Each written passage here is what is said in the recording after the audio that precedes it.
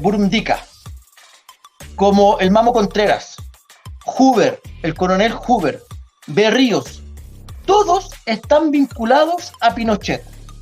Pinochet y el Mamo Contreras, cuando triunfa su modelo de neoliberalismo y capitalismo, tienen que buscar un mecanismo para financiar las operaciones de inteligencia ladina.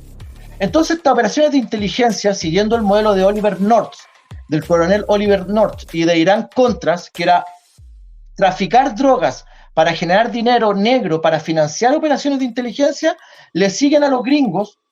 Cosa anecdótica, la DEA está cumpliendo 50 años de nacimiento. La DEA, uno de los principales carteles del narcotráfico en el mundo, hace 50 años que existe, justo para el golpe de Estado en Chile.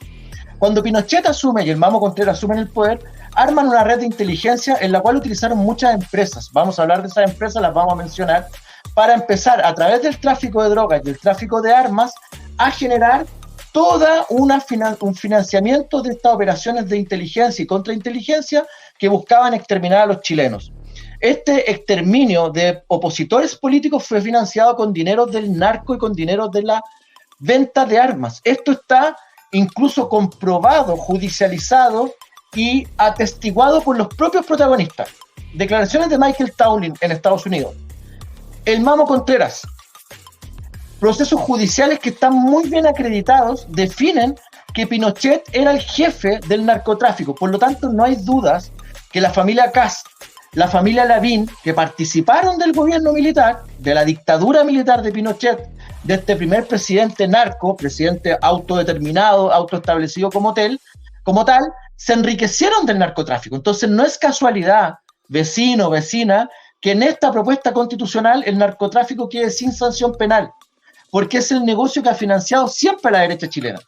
Yo quiero basarme en dos artículos y principalmente en un libro, que es un libro de Rodrigo de Castro, que es La Delgada Línea Blanca, y en algunas entrevistas que me voy buscando con el Nico para ir mostrándoles que estos son hechos periodísticos y relatos históricos judiciales que justifican lo que estamos diciendo. No hay paranoia, no hay, ¿cómo decirlo?, una conspiración. Nico, antes de mostrar la entrevista a Barandica, que es brutal, yo no sé si se ha mostrado antes así como en un programa como el nuestro, me gustaría que fuéramos a la nota de El País de España, para que vean que esto fue un tema internacional que se tocó más afuera que adentro, donde el Mamo Contreras acusa a Pinochet de ser uno de los grandes capos del narcotráfico. Ahí está la nota. El ex jefe de la DINA ratifica que Pinochet se enriqueció con el narcotráfico. Contreras acusa a Pinochet y su familia de la producción y distribución de la llamada cocaína negra. ¿De qué está hablando el Mamo Contreras o de qué hablaba el Mamo Contreras?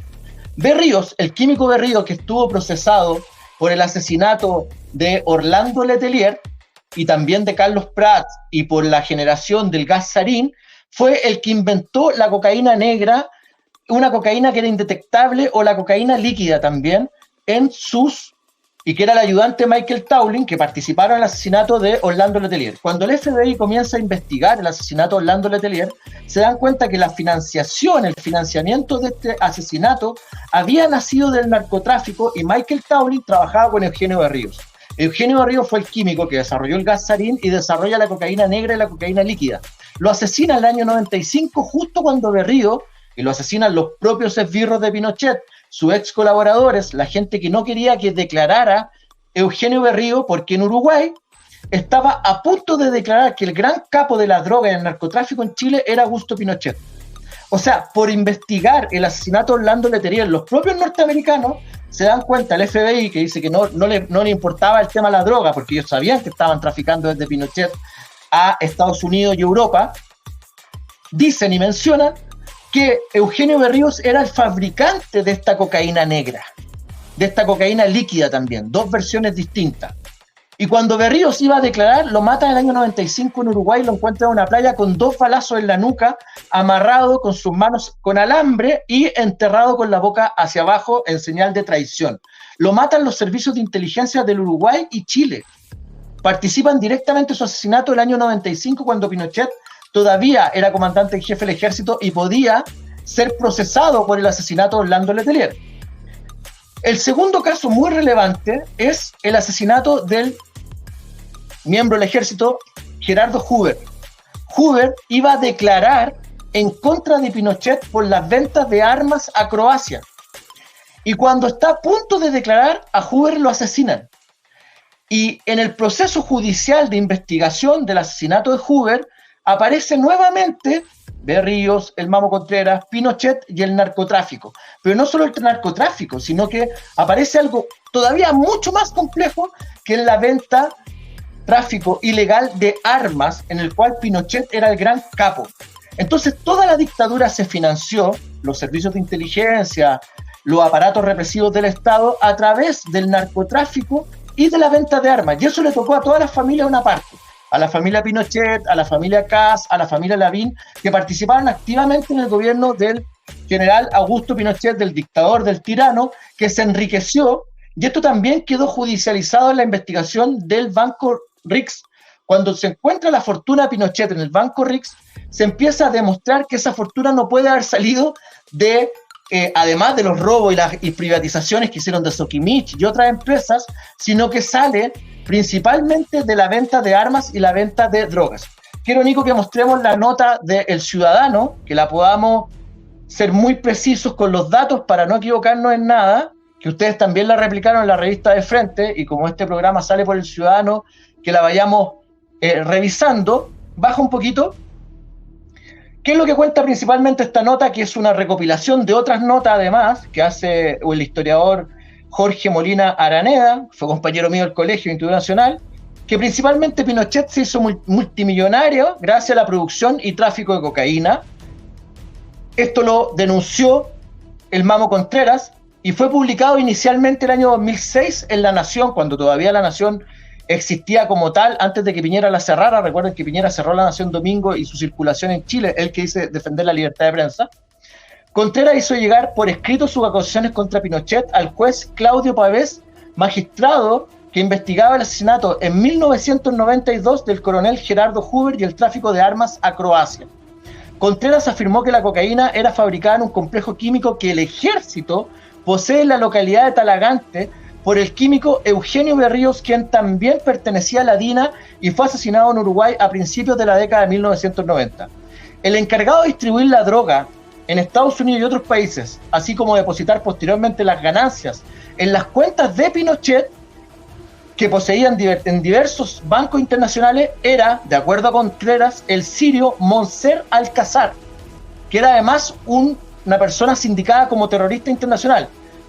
La cocaína que fabricaba Berríos, según Contreras, era de la variedad denominada negra, indetectable con los métodos tradicionales utilizados por la policía. Afirmó además al juez que había decidido colaborar con él por el aprecio que sentía por el coronel Gerardo Hoover, a quien asesinato, cuyo asesinato fue vinculado al contrabando de armas a Croacia descubierto a principios de la década de 1990 durante la Guerra de los Balcanes. O sea, ya estamos hablando de otro nivel. Pinochet traficaba armas del ejército de Chile, fabricaba droga en FAMAE, y eso lo traficaban y se metían en los complejos militares como en la Guerra de los Balcanes del año 90. Para mayor abundamiento, 9 meses antes del golpe de Estado, Manuel Contreras, ultraderechista y máxima autoridad del ejército en San Antonio para fines de 1972, realizaba un trabajo de inteligencia gigantesco junto al movimiento Patria y Libertad y otros conspiradores que pretendían derrocar a Allende. Dentro de este escenario, centenares de civiles y uniformados nacionalistas trabajaban bajo su mando en todo el país. De esa forma, y según detalla el periodista Rodrigo de Castro en su libro La delgada línea blanca, al cabo de pocas semanas, Contreras manejaba más información que todos los aparatos de seguridad. Y con ellos también el narcotráfico logró meter la pasta base en las poblaciones y esta famosa cocaína que se producía en Chile. El periodista Manuel Salazar confirma estos hechos. En pocos meses, incluso antes del decreto que la legalizó en junio del 74, la DINA contaba con miles de informantes pagados en todo el país, manejaba clínicas, oficinas de telecomunicaciones, bufetes de abogados, empresas de fachada de diversa índole, un centro de estudios económicos con más de 20 economistas, agencias de viajes, empresas de transporte, grupos operativos de asalto y diversos centros de detención en todo el país. Todo esto financiado con la plata del narcotráfico, de la droga y de la venta de armas. ¿Cómo financiar toda esta clase de operaciones? Los viajes y las misiones diplomáticas fueron una buena chance para generar lazos. ¿Lazos con quiénes? Bastó que Contreras instalara a sus hombres en las embajadas de Chile más estratégicas, en las oficinas del Salitre Sokimich y del Cobre Codelco en Europa y Estados Unidos, y también en LAN, donde muchos pilotos y azafatas se transformaban en agentes y correos de la DINA fuera del país. Fue dentro de estas acciones que Contreras envió a Europa al teniente coronel Hugo Prado Contreras. La misión era clara: fortalecer la red internacional de la DINA con alguna organización de criminales de guerra, grupos paramilitares y terroristas de extrema derecha, sectas y organizaciones secretas que muchas veces, amparadas por servicios de inteligencia, recurrían al secuestro, la extorsión, el asalto de bancos y al tráfico internacional de armas y drogas para solventar sus propios gastos. Fruto de estas relaciones llegó a Santiago Stefano Delle Chiaie, que en 1970 había sido encomendado a formular células terroristas de ultraderecha en Italia y que más tarde habría señalado como el contacto de la mafia siciliana con las dictaduras latinoamericanas. Delle Chiaie había gestado nexos con José López Rega, ministro de Bienestar Social y fundador de la Alianza Anticomunista Argentina AAA, que permitiría el atentado contra Carlos Prats en Buenos Aires. Michael Towney, el agente estadounidense de la DINA que perpetró el asesinato, fue premiado con una vivienda adquirida por dicha institución en Vía Naranja, una exclusiva en las faldas de la cordillera. En ese lugar el norteamericano tenía bajo su mando a 2 bioquímicos, siendo Eugenio Berrío uno de ellos, pieza clave de Contreras para su proyecto de guerra química y biológica, a quien se le descubriera tras subir en 1991 un laboratorio para la elaboración de cocaína.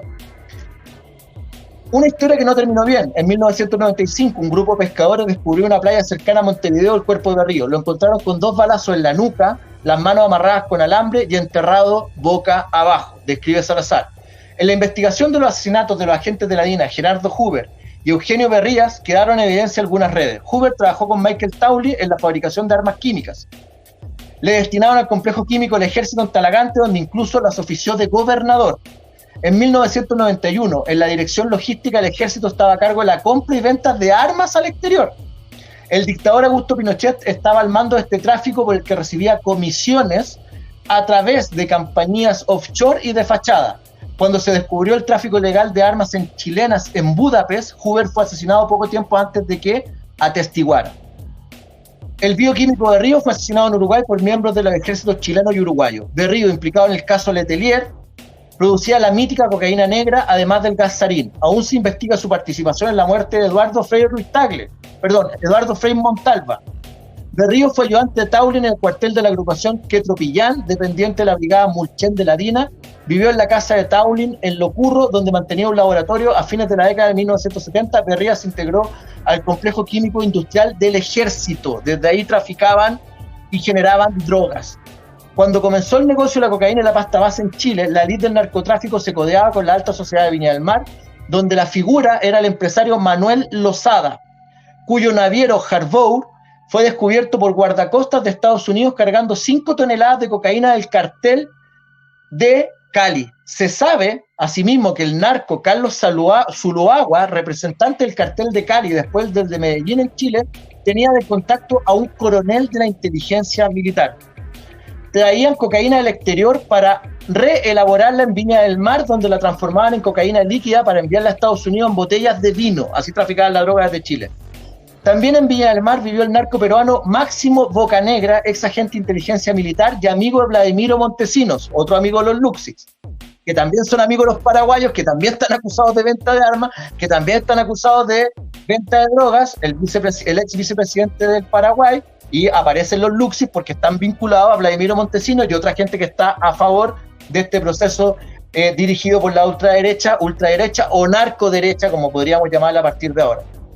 Con total impunidad, cargamentos de droga eran despachados desde fábricas y maestranzas del ejército, FAMAE, y llevados en vehículos militares al aeropuerto Pudahuel.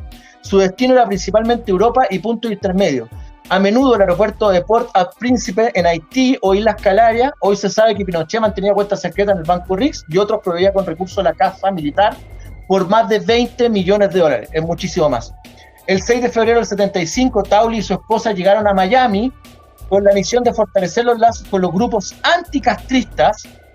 Con los neofascistas italianos conformarían el brazo armado de la DINA en el exterior. En Miami, el anticomunismo extremo había sido absorbido por la mafia italoamericana y sus redes de comercio ilegal de droga. Greyston Leach, adiestrador de la CIA, dice en el periódico Florida San Petersburgo Times en 1982 que para los cubanos expertos en inteligencia, sabotaje y penetración de frontera, el tráfico de droga era un juego de niños. A partir del año 77, funcionarios del gobierno James Carter, de Jimmy Carter, a raíz de la violación sistemática de derechos humanos en Chile, presionaron al gobierno de Pinochet para terminar con la actividad de la DINA financiadas con el narcotráfico. Cocaine Politic, o lo que había sido esto antes, el caso Irán-Contras, donde estaba involucrado la DEA, estaba involucrado la CIA y estaban involucrados los servicios de inteligencia. En ese periodo, la DEA buscaba con urgencia a Alfonso Rivera.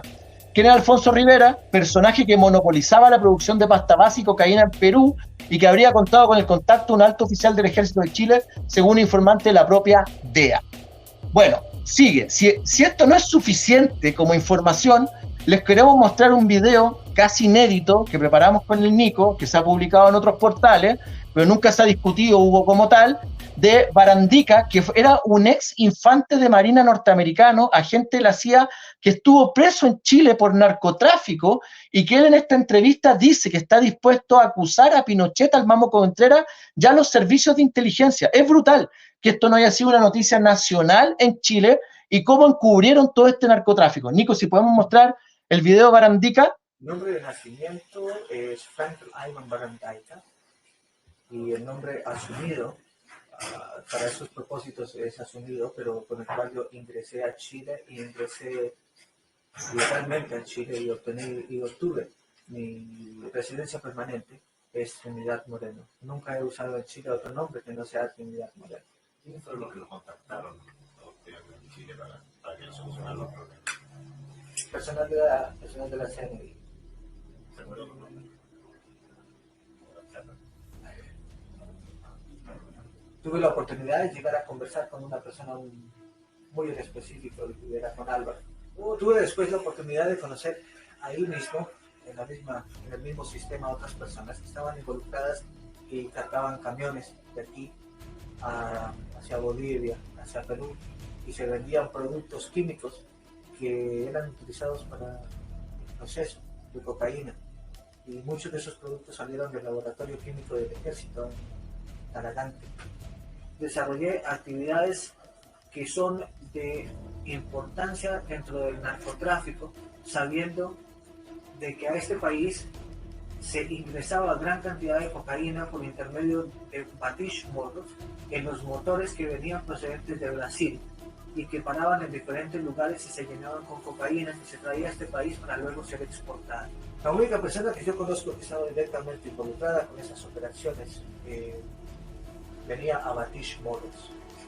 Estaba en el paradero número 18 de la Gran Avenida. ¿Y Álvaro Corbalán tenía que ver?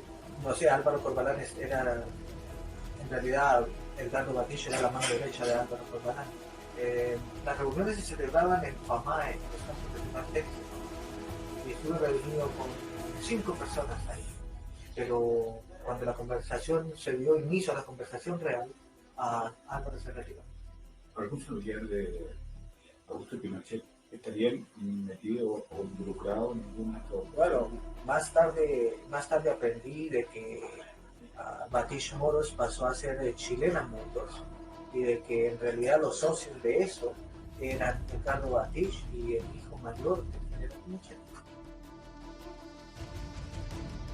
Solo para terminar la exposición y poder conversar con ustedes, mira, aquí hay un dato brutal que liga al narcotráfico y al pinochetismo con las familias chilenas. Uno de los personajes que armó el blanqueo de estos capitales a través de empresas chilenas fue el hermano de Jovino Noboa. ¿Ya? El hermano Jovino Noboa, Héctor Noboa Vázquez, se encargó en 1986 de constituir en Panamá la United Trading Motors Corporation, sociedad que hizo el aporte del 90% del capital de la empresa de Batich. Batich es otro narcotraficante que estuvo involucrado y que le dieron como 200 días de cárcel en Chile. Una cosa absurda. En abril